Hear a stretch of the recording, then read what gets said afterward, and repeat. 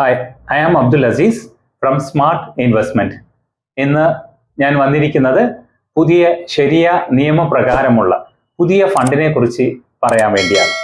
Quantum AMCയുടെ ശരിയ നിയമപ്രകാരമുള്ള പുതിയൊരു ഫണ്ട് NF ഇറക്കുകയാണ്. ഡിസംബർ 2, 2024 അതിൻ്റെ NFOയുടെ സ്റ്റാർട്ടിംഗ് ഡേറ്റ്. ഡിസംബർ 16, 2024 വരെ NFO സ്വീകരിക്കുന്നതാണ്.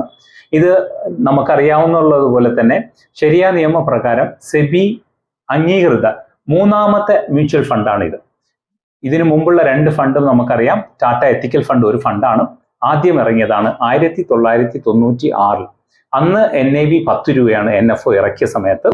ഇന്ന് അതിൻ്റെ NAV എന്ന് പറയുന്നത് 400 രൂപ കടന്നിരിക്കുകയാണ്. അതിൻ്റെ ഡീറ്റെയിൽസ് നമുക്ക് ഇനി കാണാൻ പറ്റുന്നതാണ്.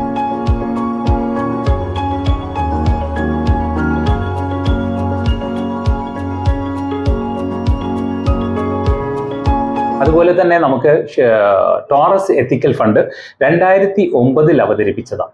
2009 അവതരിപ്പിച്ചതിന് ശേഷം 10 രൂപയ്ക്ക് NAV ലഭിച്ചത് ഇപ്പോൾ 130 രൂപ കടന്നിരിക്കുകയാണ്. അതിൻ്റെ ഡീറ്റെയിൽസും ഇപ്പോൾ നമുക്ക് കാണാൻ പറ്റുന്നതാണ്.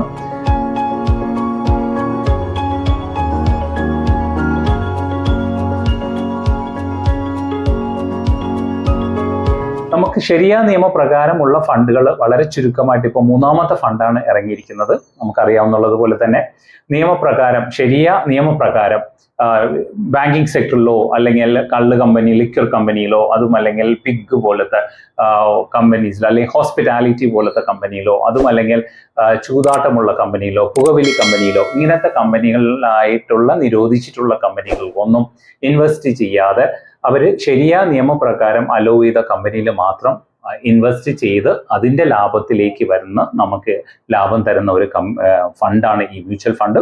തീർച്ചയായിട്ടും ഇത് ലോങ് ടേമിലേക്ക് നമുക്ക് ഇൻവെസ്റ്റ് ചെയ്യാവുന്നതാണ് ക്വാണ്ടം AMCയുടെ ക്വാണ്ടം ശരിയ ഫണ്ട് എന്നുള്ളത്.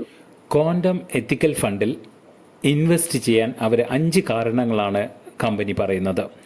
ക്വാണ്ടം എത്തിക്കൽ AMC പറയുന്നത് 1ാമത്തെ കാരണം എത്തിക്കൽ കംപ്ലൈൻസ് ഉള്ളതാണ്. എത്തിക്കൽ കംപ്ലൈൻസ് നമ്മുടെ റിസ്ക് അഡ്ജസ്റ്റഡ് റിട്ടേൺ വരുന്ന എത്തിക്കലായിട്ട് ഉള്ള കമ്പനീസിലാണ് അവർ ഇൻവെസ്റ്റ് ചെയ്യുന്നത്.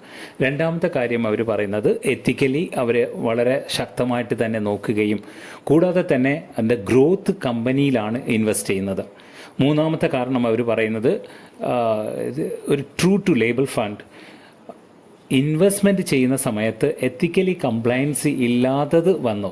ഇൻവെസ്റ്റ് ചെയ്തതിന് ശേഷം എത്തിക്കലി കംപ്ലയൻസ് ഇല്ലാതെ വന്നു കഴിഞ്ഞാൽ അവർ അതിൽ നിന്നും എക്സിറ്റ് ചെയ്തു പോകും ആ സ്റ്റോക്കിൽ നിന്ന്. അതെന്താ സംഭവിക്കുന്നത് വെച്ചാൽ ഒരു quarter to quarter every quarter അവർ ചെക്ക് ചെയ്യും. ചില ക്വാർട്ടർ കഴിഞ്ഞിട്ട് അടുത്ത ക്വാർട്ടറിലേക്ക് അവർ എത്തിക്കൽ അല്ലാത്തത് ഇൻട്രസ്റ്റ് റിലേറ്റഡ് കമ്പനീസിലൊക്കെ പോയി കഴിഞ്ഞാൽ അവിടെ നിന്ന് അവർ എക്സിറ്റ് ചെയ്തിട്ട് വേറെ കമ്പനീസ് എത്തിക്കൽ റിലേറ്റഡ് കമ്പനീസിലോട്ട് അവർ ഷിഫ്റ്റ് ചെയ്യുന്നതായിരിക്കും. 4ാമത്തെ അവർ പറയുന്നത് discipline investment and research process 30 to 50 ethically സ്റ്റോക്സിലാണ് അവർ ഇൻവെസ്റ്റ് ചെയ്യാൻ പോകുന്നത്. 5ാമത്തെ കാരണം അവർ പറയുന്നത് financially sound investment, strong companies and sound growth potential.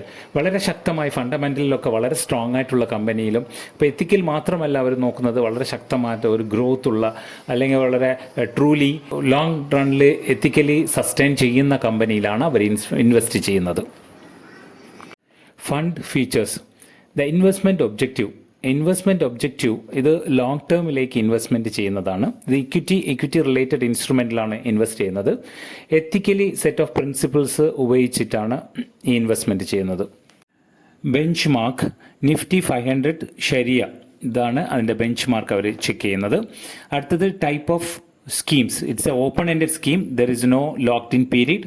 നമുക്ക് എപ്പോൾ വേണമെങ്കിൽ അതിനകത്ത് ഇൻവെസ്റ്റ് ചെയ്തിട്ട് എപ്പോൾ വേണമെങ്കിൽ നമുക്ക് അതിനകത്ത് സെൽ ഔട്ട് ചെയ്തിട്ട് എക്സിറ്റ് ചെയ്യാനുള്ള സംവിധാനമുണ്ട്. അടുത്തത് plans available, direct plan and regular plan available with growth. And the minimum application amount ലംസമായിട്ട് നമുക്ക് 500 രൂപ ഇതിനകത്ത് ഇൻവെസ്റ്റ് ചെയ്യാൻ പറ്റും. SIP ആയിട്ട് എല്ലാ ദിവസവും ഇൻവെസ്റ്റ് ചെയ്യുകയാണെങ്കിൽ 100 രൂപ, അല്ലെങ്കിൽ വീക്ക്ലിയോ ഫോർട്ട്നൈറ്റ്ലിയോ മന്ത്ലിയോ ക്വാർട്ടറിലാണെങ്കിൽ 500 രൂപ വെച്ച് ഇൻവെസ്റ്റ് ചെയ്യാവുന്നതാണ്. Mutual fund investments are subject to market risk. Read all scheme related documents carefully.